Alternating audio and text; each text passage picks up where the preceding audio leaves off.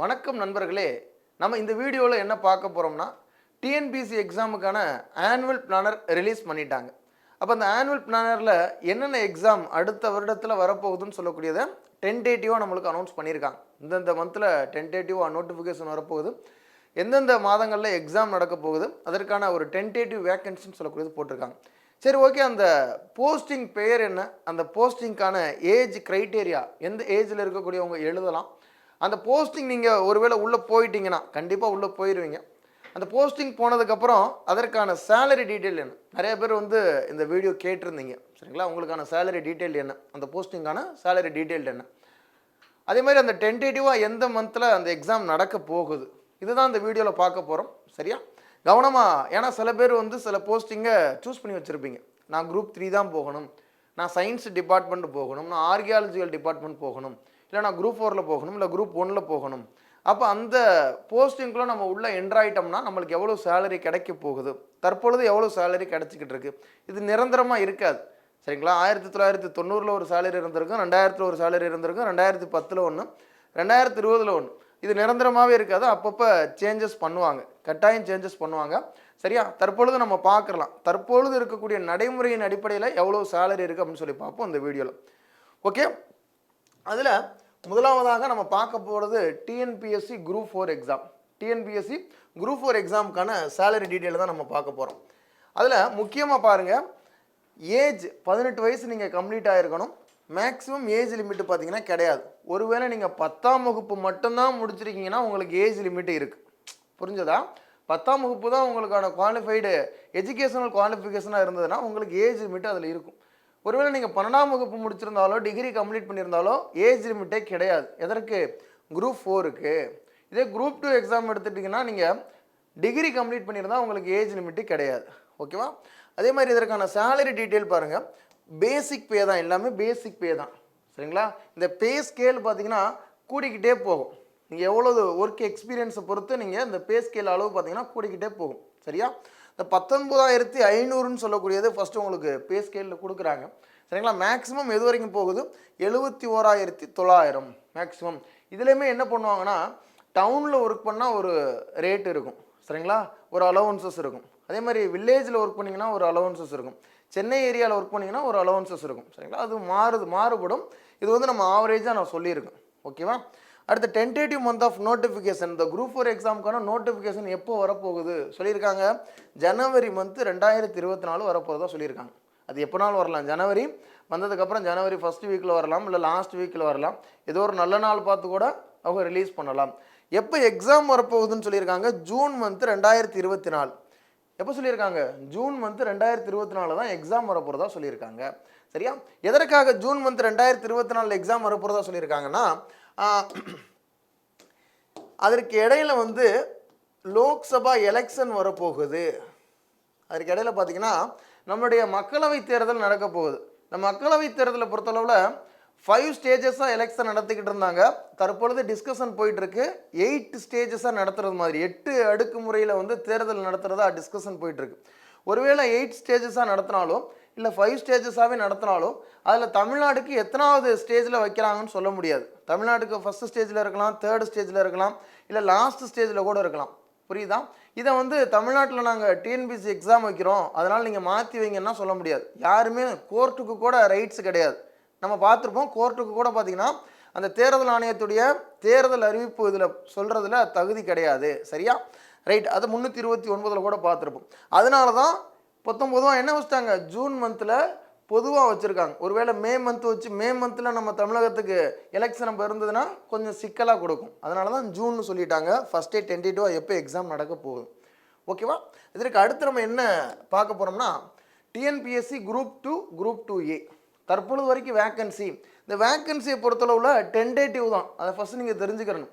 நான் already annual planar வரும்பொழுதே சொல்லியிருந்தேன், group 4க்கு வேக்கன்சியே சொல்லலை. குரூப் 4க்கு வேக்கன்சி எப்போ சொல்லுவாங்கன்னா, ஆனுவல் பிளானர் வரும்பொழுது வேக்கன்சி சொல்கிறதா சொல்லியிருக்காங்க. என்ன காரணம் அப்படின்னா, அந்த நேரத்தில் நான் சொல்லியிருப்பேன், அந்த வீடியோ பார்த்துருந்தா உங்களுக்கு தெரிஞ்சிருக்கும், நிறையா டிபார்ட்மெண்ட்டை வந்து உள்ளே சேர்க்க போகிறதா சொல்லியிருந்தாங்க. இப்போ நீங்கள் ரீசெண்டாக கூட பார்த்தீங்கன்னா நிறையா டிபார்ட்மெண்ட்டை உள்ளே சேர்த்துருந்தாங்க. ஆவின் டிபார்ட்மெண்ட்டாக இருக்கட்டும், டிரான்ஸ்போர்ட் டிபார்ட்மெண்ட்டாக இருக்கட்டும், எலக்ட்ரிசிட்டி டிபார்ட்மெண்ட்டாக இருக்கட்டும், அதே மாதிரி பொல்யூஷன் கண்ட்ரோல் போர்டு டிபார்ட்மெண்ட்டாக இருக்கட்டும், இது எல்லாமே குரூப் 4ல் அந்த கிரேடு வைஸில் சேர்க்க போகிறதா சொல்லியிருந்திருக்காங்க. சரியா? அப்போ ஒருவேளை அதோடைய வேக்கன்சி இன்க்ரீஸ் ஆகும். இதை தாண்டி ரெவன்யூ டிபார்ட்மெண்ட் எங்களுக்கு இவ்வளோ வேக்கன்சி தேவைப்படுது, அப்போ அந்த வேக்கன்சி வந்து டிஎன்பிசிட்ட கொடுப்பாங்க, ஜனவரி மந்தில் கொடுப்பாங்க. அப்போ அந்த வேக்கன்சி கால்குலேட் பண்ணுவாங்க. இதையும் தாண்டி பார்த்தீங்கன்னா 2023ல் குரூப் 4 எக்ஸாம் நடக்கலை. 2023 குரூப் 4 எக்ஸாம் நடக்காதனால இந்த குரூப் 4 எக்ஸாமுக்கான வேக்கன்சி ஒருவேளை நடந்திருந்தால் அடுத்த வருடம் மே ஜூனில் ஃபில் ஆகிருக்கும். அதற்கு அடுத்து 2024 இந்த குரூப் 4 எக்ஸாம் நடக்கும். இப்போ 2024 ஜூனில் தான் நம்மளுக்கு எக்ஸாம் சொல்லியிருக்காங்க. 2023 வேக்கன்சியும் சேர்த்தே அதில் கொண்டு போகலாம். புரிஞ்சுதா? அதற்காக தான் வேக்கன்சி அதிக அளவில் வர்றதுக்கான வாய்ப்புகள் இருக்குன்னு சொல்கிறோம்.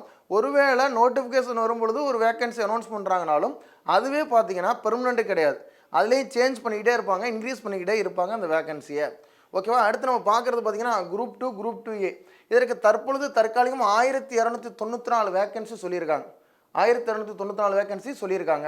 இதற்கான ஏஜ் கிரைட்டேரியா பாருங்கள், 18. சரிங்களா? மினிமம் பார்த்தீங்கன்னா 18 இயர்ஸு.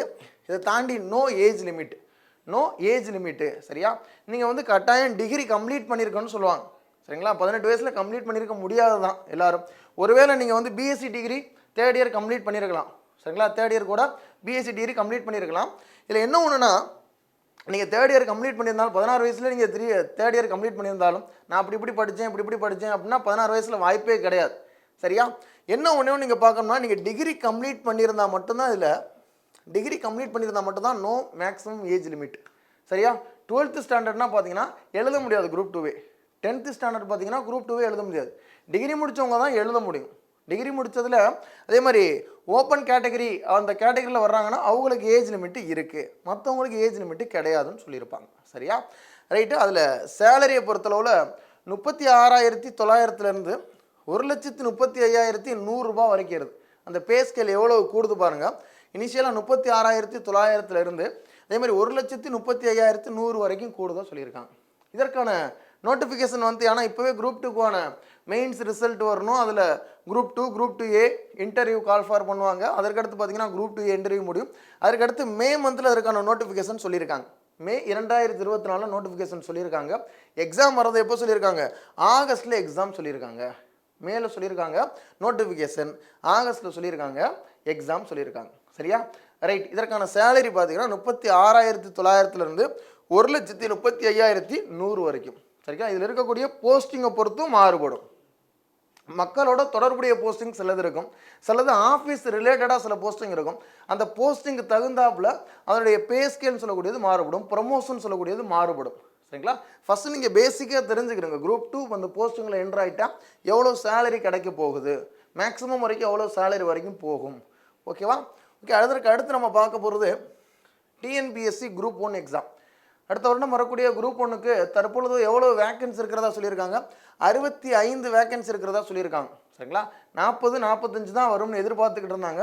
65 வேக்கன்சி வரதான் சொல்லியிருக்காங்க. ஒருவேளை இதில் கூட சில டிபார்ட்மெண்ட்டை சேர்த்து ஒரு 80 வேக்கன்சியை கூட மாறலாம். 65ங்கிறது நிரந்தரம் கிடையாது. அதனால தான் ஸ்டார் போட்டிருக்காங்க பாருங்கள், இந்த இடத்துல ஸ்டார் போட்டிருக்காங்க. இந்த 65 வேக்கன்சி வந்து வரும் காலங்களில் இன்க்ரீஸ் ஆகலாம். ஓகேவா? இதற்கான ஏஜ் லிமிட் வந்து 21 வயசுலேருந்து 40 வயசு வரைக்கும் எழுதலாம். இந்த 40 வயசு சில எக்ஸப்ஷன் இருக்கும். சரிங்களா?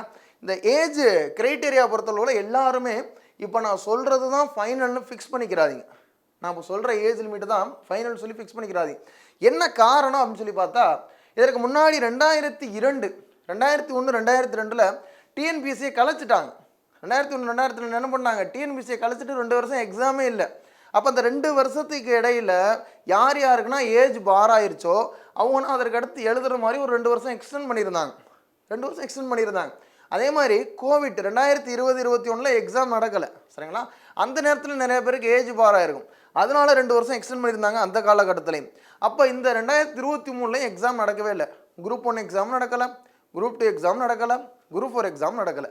அப்போ இந்த 2023 தான் அவங்களுக்கு ஏஜ் பார் ஆகக்கூடிய லாஸ்ட் இயராக இருந்தால் என்ன பண்ணுவாங்க? அதனால் மேபி, சரிங்களா, இது இறுதியான முடிவு கிடையாது, மேபி இந்த ஏஜ் ரிலாக்ஸேஷனில் இன்க்ரீஸ் பண்ணுறதுக்கான வாய்ப்புகள் இருக்குது. சரியா? டென்டேட்டிவ் மந்த் ஆஃப் நோட்டிஃபிகேஷன் எப்போ வரதா சொல்லியிருக்காங்க? மார்ச் மந்த் 2024 வரதா சொல்லியிருக்காங்க நோட்டிஃபிகேஷன். அதே மாதிரி எப்போ எக்ஸாம் சொல்லியிருக்காங்க? ஜூலையில் சொல்லியிருக்காங்க. சரிங்களா. June, July, August group 4, group 1, group 2 மூணுமே அடுத்தடுத்த மாதங்களில் வருதா இருக்கு. எலெக்ஷன் முடிஞ்சதுக்கப்புறம் ஜூன் 17க்குள்ளே பார்த்தீங்கன்னா அடுத்து வரக்கூடிய பிரதமர் பிஎம் வந்து பதவியேற்றணும். ஜூன் 17 தான் லாஸ்ட் நாள். அதற்கு இடையில நீங்கள் எப்போனாலும் எலெக்ஷன் வச்சுக்க, ஏப்ரலில் வச்சுக்கிறங்க, மேலே வச்சுக்கிறங்க, மார்ச் கடைசியில் வச்சுக்கிறங்க. ஆனால் ஜூன் 17க்குள்ளே அவங்க பதவியேற்றுவாங்க. சரியா. இப்போ ஜூலை மந்தில் வந்து பார்த்தீங்கன்னா நம்மளுக்கு குரூப் 1 எக்ஸாம் வரப்போகிறதாகவும் சொல்லியிருக்காங்க. ஓகே. இதற்கான சேலரி டீட்டெயில் இதானே ரொம்ப முக்கியம். குரூப் 1க்குள்ளே என்ட்ரு ஆகிட்டிங்கன்னா, டெப்டி கலெக்டர் ஆகிட்டிங்கன்னா உங்களுக்கு எவ்வளோ சேலரி கிடைக்க போகுது? 56,100. சரிங்களா. ஃபஸ்ட்டு ஸ்கேலில் பார்த்தீங்கன்னா 56,100. இந்த ஸ்கேல் இப்போ இன்க்ரீஸ் ஆனதுக்கப்புறம் 2,05,700 2,05,700 கிடைக்க போகுது. சரி. அடுத்து இருக்கக்கூடிய exam TNPSC forest guard and forest watcher. Forest கார்டை பொறுத்தளவில் 12ஆம் வகுப்பு படிச்சிருந்தா நீங்கள் எழுதலாம். ஃபாரஸ்ட் கார்டு வித் டிரைவிங் லைசன்ஸ்னு சொல்லுவாங்க.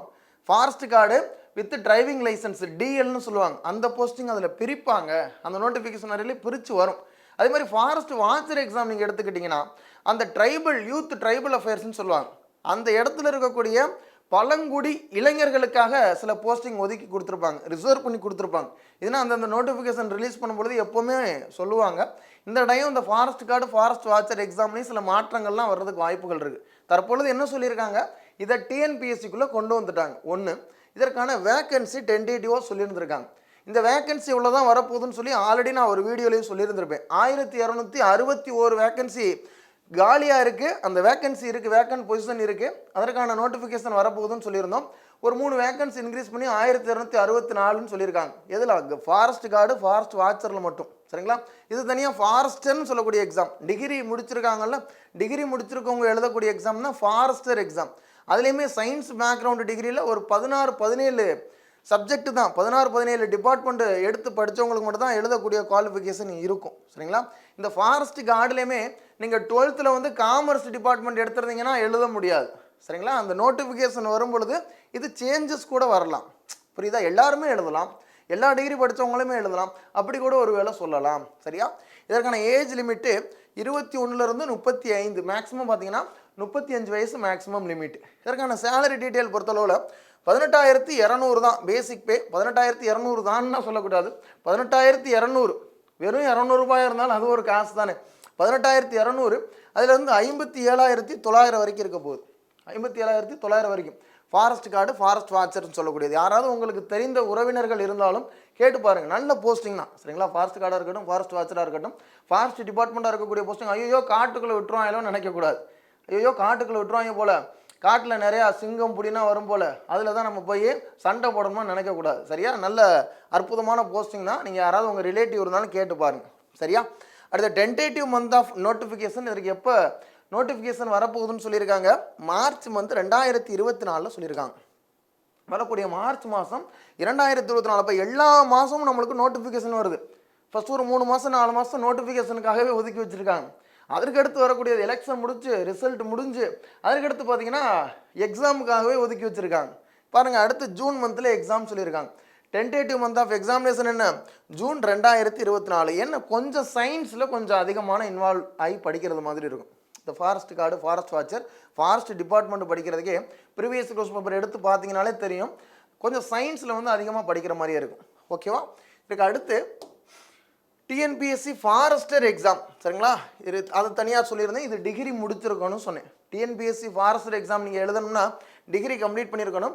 இதற்கு தற்பொழுது டென்டேட்டிவ் வேகன்சி 118 வேகன்சி சொல்லியிருக்காங்க. 118 வேகன்சி சொல்லியிருக்காங்க.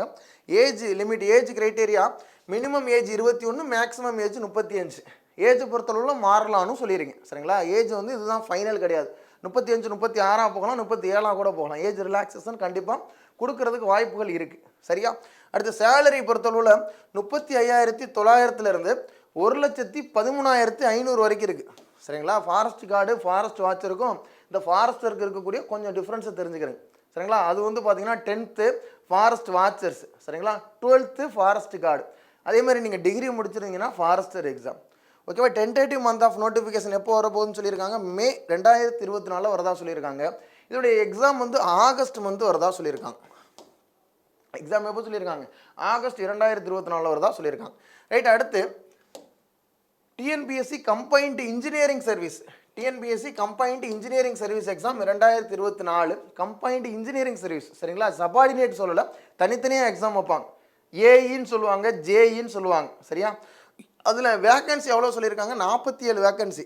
இவங்க எக்ஸாக்டாக வந்து பார்த்தீங்கன்னா பிஇ முடிச்சிருக்கணும், பிடெக் முடிச்சிருக்கணும், அதுலேயே சிவில் டிபார்ட்மெண்ட் படிச்சிருந்தா அவங்களுக்கு ரொம்ப நல்ல யூஸ்ஃபுல்லாக இருக்கும் அந்த போஸ்டிங்களோனா உள்ளே போகிறதுக்கு. எல்லா டிபார்ட்மெண்ட்னா எழுத முடியாதுன்னு சொல்லுவாங்க சில நேரம் சரியா. நோ மேக்ஸிமம் ஏஜ் லிமிட்டட், ஏன்னா டிகிரி முடித்தவங்க, இன்ஜினியரிங் டிகிரி முடித்தவங்க தானே எழுத முடியும். அவங்களுக்கு வந்து மேக்ஸிமம் ஏஜ் லிமிட்டு கிடையாது சரிங்களா. ஓப்பன் காம்படிஷனில் இருந்தாங்கன்னா அவங்களுக்கு ஏஜ் லிமிட்டு கொடுத்துருப்பாங்க. சேலரி டீட்டெயில்ஸை பொறுத்தளவில் மினிமம் பே ஸ்கேல் வந்து 37,700, மேக்ஸிமம் பே ஸ்கேலை பொறுத்தளவில் 1,38,500 தான் மேக்ஸிமம் பே ஸ்கேல் போக போகுது சரியா. இதற்கு டென்டேட்டிவ் மந்த் ஆஃப் நோட்டிஃபிகேஷன் எப்போது வரதா சொல்லியிருக்காங்க, செப்டம்பர் 2024, அடுத்த வருஷம் செப்டம்பர் மாதம் 2024 சொல்லியிருக்காங்க சரியா. டென்டேட்டிவ் மந்த் ஆஃப் எக்ஸாமினேஷன் பொறுத்தளவில் ஜனவரி 2025 சரிங்களா. ஜனவரி 2025 தான் இந்த எக்ஸாம் வரப்போதான் சொல்லியிருக்காங்க சரிங்களா. ஜனவரி 2025. அப்போ இன்னும் ஒரு வருஷம் அந்த கம்பைன்ட் இன்ஜினியரிங் சர்வீஸ் எக்ஸாம் எழுதுறவங்க வெயிட் பண்ணுறது மாதிரி இருக்கும் சரியா. அடுத்த கம்பைன்ட் இன்ஜினியரிங் சர்வீஸ் எக்ஸாம் எழுதுறவங்க அடுத்து இன்னும் ஒரு வருஷம் வெயிட் பண்ணுற மாதிரி இருக்கும். ஜனவரியில் தான் எக்ஸாம் சொல்லியிருக்காங்க. ஒரு வருஷம் நீங்கள் ப்ரிப்பரேஷனுக்காக நீங்கள் ப்ரிப்பேர் பண்ணலாம், என்னென்ன படிக்க முடியுமோ அதுதான் உங்களுக்கு எய்மாக இருந்ததுன்னா.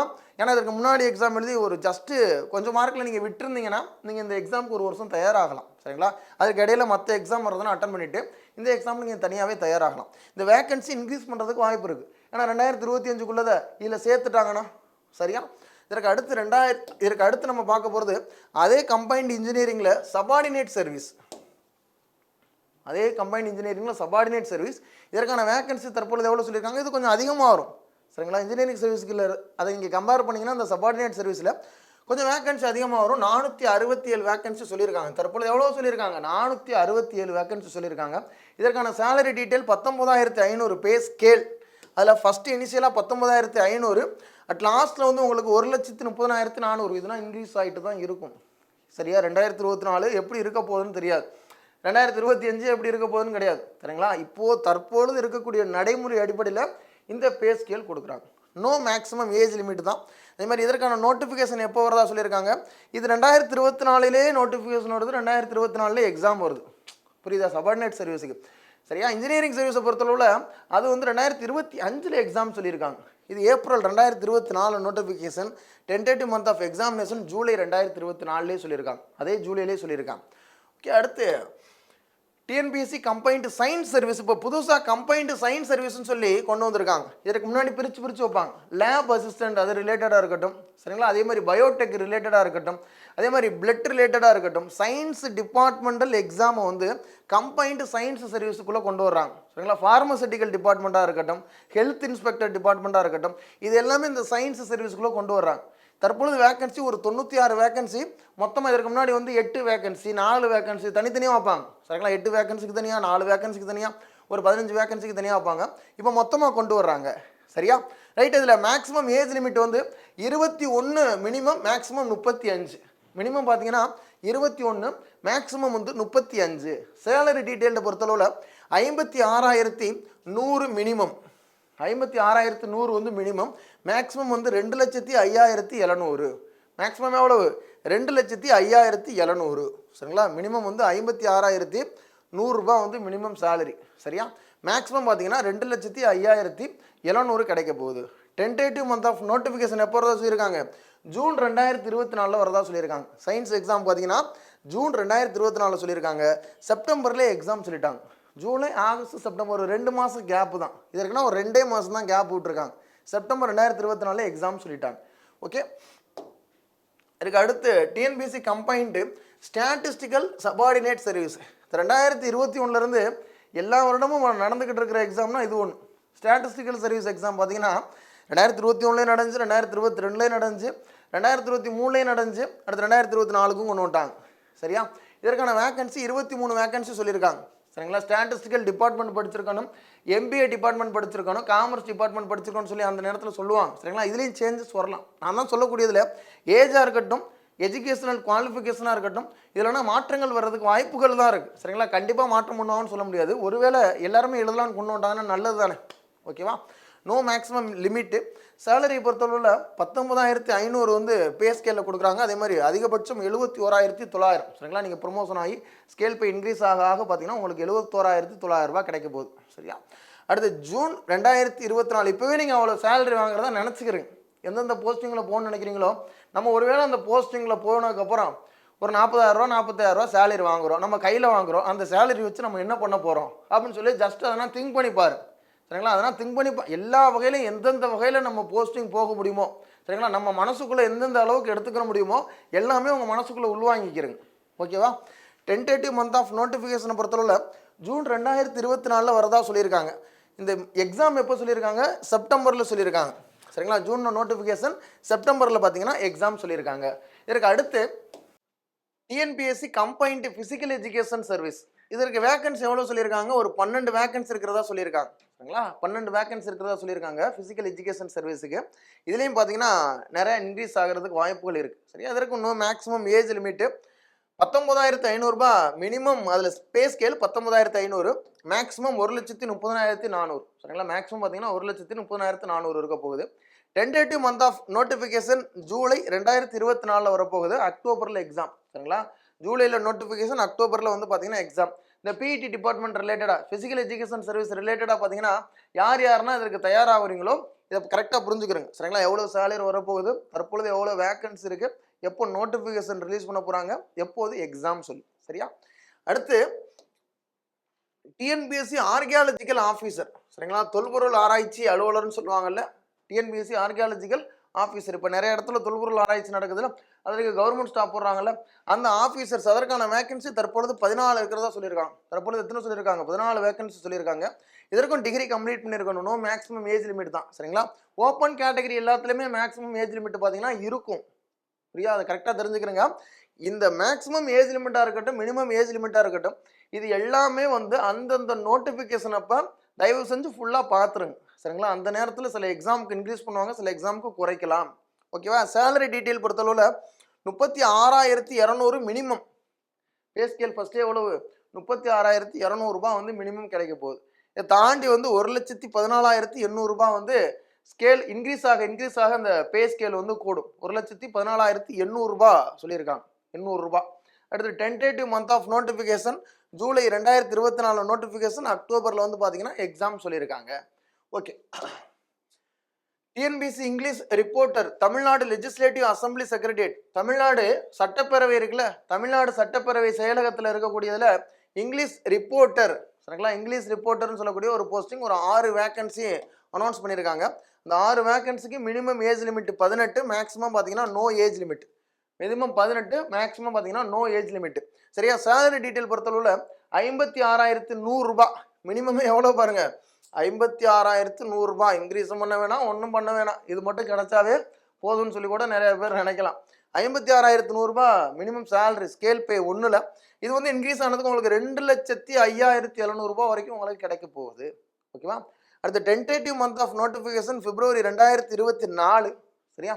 2024 பிப்ரவரியிலே நோட்டிஃபிகேஷன் ரிலீஸ் பண்ண போகிறாங்க. மேலே பார்த்தீங்கன்னா எக்ஸாம் வரப்போகுது. டென்டேட்டிவ் மந்த் ஆஃப் எக்ஸாமினேஷன் பார்த்தீங்கன்னா மே மந்த்லேயே எக்ஸாம் சொல்லியிருக்காங்க. சரியா? அதற்கு அடுத்து டிஎன்பிஎஸ்சி அசிஸ்டன்ட் டைரக்டர். சரிங்களா? ஏடி போஸ்டிங் சொல்லுவாங்க. சரிங்களா? இது பெண்களுக்காக மட்டுமே இவங்க எழுத முடியும். பெண்கள் மட்டும் தான் இது எழுதலாம். எதுலன்னா சோசியோ வெல்ஃபேர் டிபார்ட்மெண்ட் சொல்லுவாங்க. சரிங்களா? Socio welfare and women empowerment department, பெண்கள் அதிகாரம் அளித்தல் துறைன்னு சொல்லக்கூடியது. சமூக நீதி, சமூக வளங்கள் மற்றும் பெண்களுக்கு அதிகாரம் அளித்தல் துறைன்னு சொல்லுவாங்க. அதில் வந்து பார்த்தீங்கன்னா ஏடி போஸ்டிங், அசிஸ்டன்ட் டைரக்டர் போஸ்டிங், பெண்களுக்காகவே ஒரு 2 வேகன்சி அனௌன்ஸ் பண்ணியிருக்காங்க. மினிமம் ஏஜ் லிமிட் 21, மேக்ஸிமம் பார்த்தீங்கன்னா நோ ஏஜ் லிமிட். சரியா? இதற்கான சேலரி டீட்டெயில் பாருங்கள். 78,909 மட்டுமே தற்பொழுது இருக்கக்கூடியது. 78,909 மட்டுமே. டென்டேட்டிவ் மந்த் ஆஃப் நோட்டிஃபிகேஷன் எப்போ வரப்போகுது? பிப்ரவரி 2024 நோட்டிஃபிகேஷன் வரப்போகுது. எக்ஸாம் பொறுத்தளவில் மே 2024 எக்ஸாம் வரப்போகுது. ஓகே. அடுத்து இது எல்லாமே நம்ம பார்த்த எல்லாமே இதற்கு அடுத்த ஆண்டுகளில் வரக்கூடிய டிஎன்பிஎஸ்சி தேர்வுகளுக்கான ஏஜ் லிமிட் எவ்வளவு, மினிமம் ஏஜ் லிமிட் எவ்வளவு, மேக்ஸிமம் ஏஜ் லிமிட் எவ்வளவு, 1. சரியா? இதை தாண்டி வந்து யாருன்னா எழுதலாம் அப்படின்னு சொல்லக்கூடியது பார்த்தோம். இதற்கு அடுத்து எவ்வளோ வேக்கன்சி டென்டேட்டிவாக இருக்குது அப்படின்னு சொல்லக்கூடியது பார்த்தோம். இதற்கு அடுத்து பார்த்தீங்கன்னா பே ஸ்கேல். சேலரி எவ்வளோ, அதற்காக தான் அந்த வீடியோ போட்டது. அப்போ ஒரு போஸ்டிங்கில் போனால் இனிஷியலாக எவ்வளோ அமௌண்ட் கிடைக்க போகுது, இதுலேயும் சில சேஞ்சஸ் இருக்கும். சரியா? நான் தான் ஃபர்ஸ்டே உங்கள்கிட்ட சொன்னது மாதிரி கிராமப்புறம் நீங்கள் வேலை பார்க்குற இடத்த பொறுத்து அந்த பே ஸ்கேல் மாறுபடும். அந்த பே ஸ்கேல் மாறுபடும். ப்ரமோஷன் அடிப்படையில் அந்த பே ஸ்கேல் பார்த்தீங்கன்னா இன்க்ரீஸ் ஆகிட்டே போகும். சரியா? இதற்காகவே நம்ம டிஎன்பிசி எக்ஸாம் நீங்கள் ஃப்ரீயாக இருந்து படிக்கணும், வீட்டில் படிக்கிறதுக்கு எனக்கு டிஸ்டர்பன்ஸாக இருக்குது. சரியா? நான் வேலைக்கு போயிட்டே படிக்கிறேன், நான் எந்த ஒரு டிஸ்டர்பன்ஸுமே இல்லாமல் படிக்கணும் அப்படின்னு உங்கள் மைண்டில் தோணுச்சுன்னா நீங்கள் அதற்கு பிரத்யேகமாகவே இருக்கக்கூடியது நம்மளுக்கு டிஎன்பிஎஸ்சி சார்பாக அதே மாதிரி உங்களுக்கு ப்ராக்டிஸ் வில்லேஜ்னு சொல்லக்கூடியது கண்டக்ட் பண்ணுறோம். அந்த ப்ராக்டிஸ் வில்லேஜில் நீங்கள் போயிட்டீங்கன்னா எந்த ஒரு டிஸ்டர்பன்ஸ் இருக்காது. நீங்கள் டைரெக்டாக கிளாஸுக்கு போக போகிறீங்க, மென்டார் செஷன் அட்டன் பண்ண போகிறீங்க, ரூமுக்கு வர போகிறீங்க, படிக்க போகிறீங்க. காலையில் 5 மணிலேருந்து நைட்டு ஒரு 10 மணி வரைக்கும் இந்த படிப்புலேயே நீங்கள் இருக்க போகிறீங்க. சரிங்களா? படிப்புலேயே நீங்கள் ட்ராவல் பண்ண போகிறீங்க. வேறு எந்த ஒரு இதுவுமே இருக்காது. நீங்கள் ஊரில் இருந்தால் பக்கத்து வீட்டில் ஏதோ நடக்கும், பக்கத்து ஊரில் ஒரு திருவிழா இருக்கும், அங்கே போயிட்டு வரலாமேன்னு தோணும். பக்கத்து ஊருக்காரன் காது ஊத்து கல்யாணம் வச்சுருப்பாங்க, அங்கே போயிட்டு வரலான்னு தோணும். எந்த ஒரு டிஸ்டர்பன்ஸுமே இருக்காது. First of all daily news paper படிக்கலாம். ஒரு டிஎன்பிசி ஆஸ்பிரண்ட் என்னென்ன படிக்க முடியுமோ எல்லாமே இங்கே படிச்சுக்கலாம். இதை தாண்டி உங்களுக்கு டிஎன்பிசி பற்றி எதுவுமே உங்களுக்கு புரிதல் இல்லை. நான் குரூப் 4 எக்ஸாம் எப்படி எழுதுன்னு எனக்கு தெரியல, குரூப் 4 எக்ஸாம் எப்படி வரப்போகுதுன்னு எனக்கு தெரியல, ஜென்ரல் தமிழ் எவ்வளோ கொஸ்டின்ஸ் வரப்போகுதுன்னு தெரில, ஜிஎஸ்ல எது இம்பார்ட்டன்ட் தெரியல. நான் ஜென்ரல் தமிழ் மட்டும்தான் படிப்பேன், மற்ற ஜிஎஸ் எனக்கு தெரியாது, என்னென்ன டாபிக் இருக்குன்னு எனக்கு தெரியாது, ஆப்டிடியூடை பற்றி எனக்கு தெரியாது. அப்போ இது சம்பந்தமான சந்தேகங்கள் உங்களுக்கு இருக்கலாம், கண்டிப்பாக இருக்கும். இந்த மாதிரி சந்தேகங்களை நீங்கள் பூர்த்தி செய்யணும்னா நம்மளுடைய வெராண்டா ரேஸில் சென்னை பிரான்ச்சில் வரக்கூடிய ஜனவரி 7ஆம் தேதி காலையில் 10 மணிக்கு உங்களுக்கு ஒரு ஓரியன்டேஷன் கிளாஸ், மார்க் கிளாஸ் மாதிரி உங்களுக்கு கண்டக்ட் பண்ணுறாங்க. சரிங்களா? மாதிரி வகுப்பு மாதிரி உங்களுக்கு கண்டக்ட் பண்ணுவாங்க. இது நீங்கள் அட்டன் பண்ணிங்கன்னா உங்களுக்கு என்னென்ன சந்தேகங்கள் இருக்கோ, அந்த இன்ட்ரோடக்ஷன் கிளாஸில் என்னென்ன சந்தேகங்கள் இருக்கோ எல்லாத்தையுமே நீங்கள் நிவர்த்தி பண்ணிக்கிறலாம். அதானே ரொம்ப முக்கியம். எல்லாருமே படிக்கிறத தாண்டி வந்தாச்சு, 12வது முடிச்சாச்சு, காலேஜ் முடிச்சாச்சு. ஆனால் டிஎன்பிசி எக்ஸாம் எல்லாரும் வீட்டில் உட்காந்து படிக்கலாம். ஆனால் எப்படி படிக்கிறது, என்ன படிக்கணும், இதுதான் உங்களுக்கு ரொம்ப முக்கியம். அப்போ இதற்காகவே பார்த்தீங்கன்னா நம்மளுடைய வெராண்டா ரேஸில் சென்னை பிரான்ச்சில் ஜனவரி 7ஆம் தேதி உங்களுக்கு கண்டக்ட் பண்ணுறாங்க. இதில் நீங்கள் ஒருவேளை கலந்துக்கிறோம்னா கீழே டெஸ்கிரிப்ஷனில் உங்களுக்கு லிங்க் ப்ரொவைட் பண்ணியிருக்காங்கல்ல, அதில் என்னென்ன டீட்டெயில்ஸ் கேட்டிருக்காங்களோ அதை ஃபில் பண்ணுங்கள். உங்களுக்கு நம்ம டீம்லேருந்து உங்களுக்கு காண்டாக்ட் பண்ணுவாங்க. எல்லாருமே அடுத்து வரக்கூடிய எக்ஸாம், இது வரைக்கும் உங்களுக்கு எக்ஸாம் எழுதி நீங்கள் கிளியர் ஆகாமல் இருந்தாலும் சரி, நம்ம எக்ஸாம் எழுத போகிறோம், நல்லா படிக்கிறோம், ஆனால் மார்க் வருதில்லை, நம்மளால் பாஸ் பண்ண முடியலை, நம்மளுக்கு எக்ஸாம் பற்றி ஒன்றுமே தெரில, இப்போ தான் காலேஜ் முடிச்சிருக்கோம், நம்ம இவ்வளோ நாள் ஒர்க் பண்ணிக்கிட்டே இருந்தோம், சரி நம்ம எக்ஸாமுக்குள்ளே போகலாமேன்னு சொல்லி ஒரு நினைப்பு வருது. அப்போ இந்த மாதிரி எந்த ஒரு சந்தேகங்கள் இருந்தால் எப்படி அடுத்து வரக்கூடிய எக்ஸாம் நம்ம கிராக் பண்ணணும், எப்படி எழுத போகிறோம், அப்போ ஒரு ஐடியாவே நம்மளுக்கு இல்லையே. அப்போ எல்லாத்தையும் நீங்கள் கற்றுக்கிறதுக்காக தான் உங்களுக்கு ஜனவரி 7ஆம் தேதி உங்களுக்கு வெராண்டா ரேஸ் சென்னை பிரான்ச்சில் வச்சுருக்காங்க. எல்லாருமே நல்லா அட்டன் பண்ணுங்கள். உங்களுக்கு என்னென்ன சந்தேகங்கள் இருக்கோ கேட்டுக்கிறங்க. அடுத்து வரக்கூடிய டிஎன்பிசி எக்ஸாம் எல்லா எக்ஸாமே எல்லாருமே எழுதி எல்லாருமே பார்த்தீங்கன்னா அடுத்து வரக்கூடிய வருடத்தில் ஒரு பெரிய போஸ்டிங்கில் போகிறதுக்கு என்னுடைய மனமார்ந்த வாழ்த்துக்கள். நன்றி, வணக்கம் நண்பர்களே, நன்றி.